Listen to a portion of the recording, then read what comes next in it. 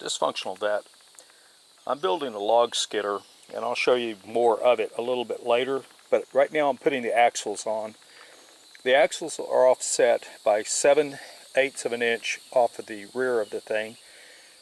I've got this one squared up, and it's been pretty heavily welded on. I'm going to run a couple more beads on it, and then when I flip it to the other side, I'll be welding in a flat position to bead this up on here.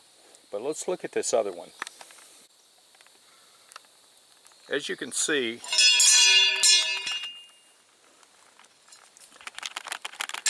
that was cute.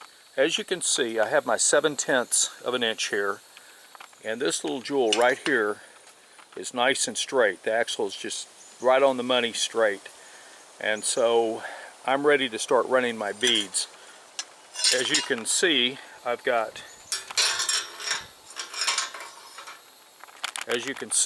plenty of space here and down here in which to run my beads and be able to build everything up. So we're good this way. What I'll be doing is I'm going to run a 60-10, I think it is, 60-13, just to tack this into place. I'll clean the slag off, and then I'm going to come back and start welding it.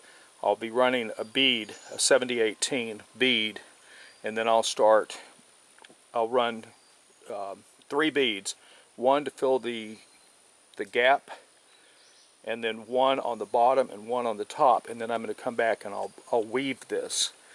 And I'll do the same on this other side. And on this side right here, I don't really have a gap, so I'm just going to run a bead, and then I'm going to weave the living daylights out of it. And I'll be doing the same thing up here with a bead, a secondary bead, a third bead, and then I'll weave it. And that should be strong enough to hold everything. Again, it's a 70-18 that I'm using here. And although I could weld overhead for this, or G4, I think, it's not a G4, yeah, it is a G4 too, because it's a groove. I'm just going to go ahead and flip the whole thing over, and I'll use the tractor to pick it up and turn it. It'll just make it a lot easier to do all that. And also I won't have to play as much contortion monkey. In just a moment I should have this fairly complete, and I'll be showing you the whole thing. I do have some spots with rust, as you can see right here. And what I'll do is I'm going to take a polishing wheel, which is made for removing paint, and I'll clean this up, and then I'm going to run navel jelly all over it, and then I'm going to hose it down and clean it up. And there's a few places that I'm going to touch up with some additional welding, but they're just little bitty spots. They're not like major problems. Whenever you're packing bearings, you want to get the grease to go up into this little space right here. It's rather difficult. You're going to have to work it in. I'm going to link a video in the description where it's about 3 minutes long, where the guy talks about how to work the grease into this. I'm not going to reinvent the wheel. The man does a fantastic job. But understand, when you're getting the grease in here, you need to be scraping on this edge so that it's forcing the grease up into these bearings here. And I'm going to show you the results of the rest of my welding a little bit later in just a moment, in fact, I hope. Alright, I have the axles welded on, and I painted them last night. I've got the hubs on. They're a little tight. That's okay. I need to tap that down just a hair. You can see over here that this one is on and it's painted. The next thing I need to do is finish cleaning up this. This white stuff you see can be rinsed off with a wet paper towel and then dried, and at which point then I'll work the rest of the way down here to the tongue.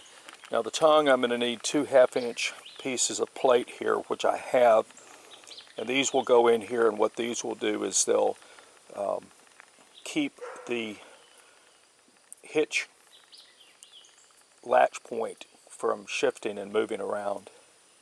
And that's the next thing that I've got to do.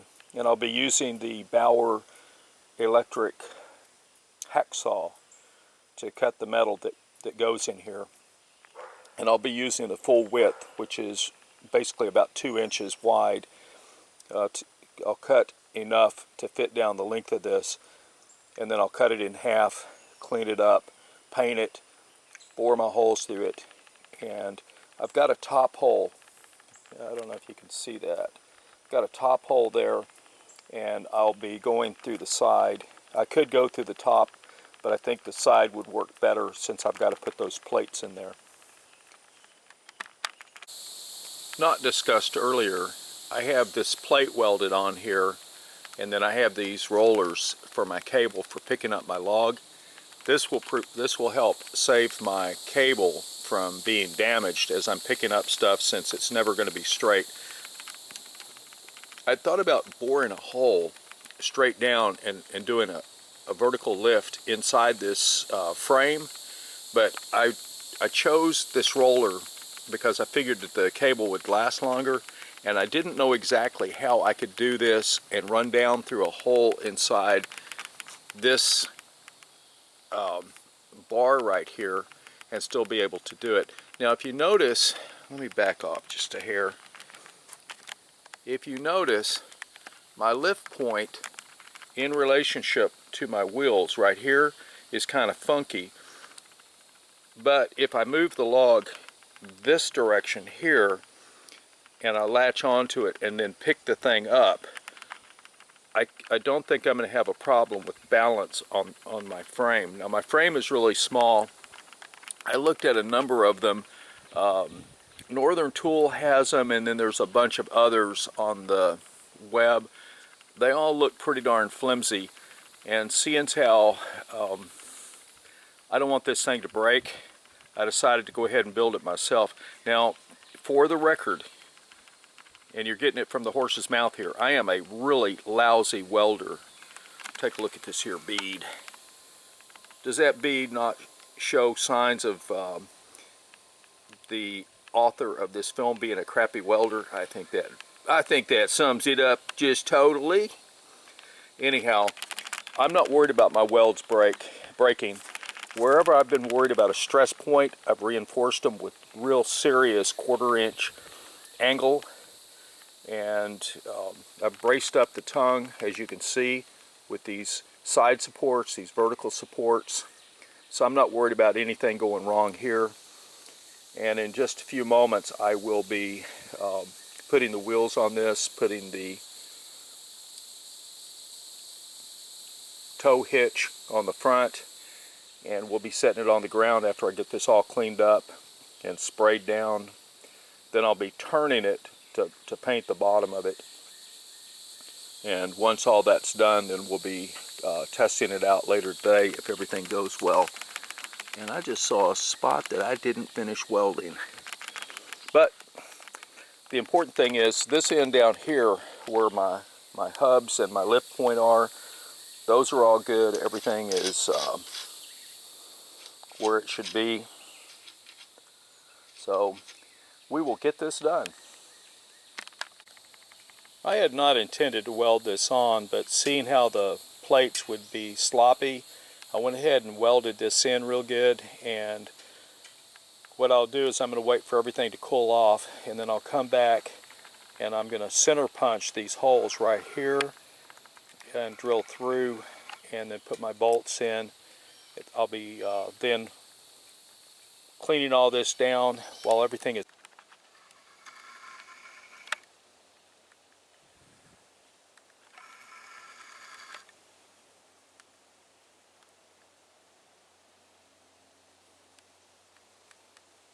dysfunctional. That out.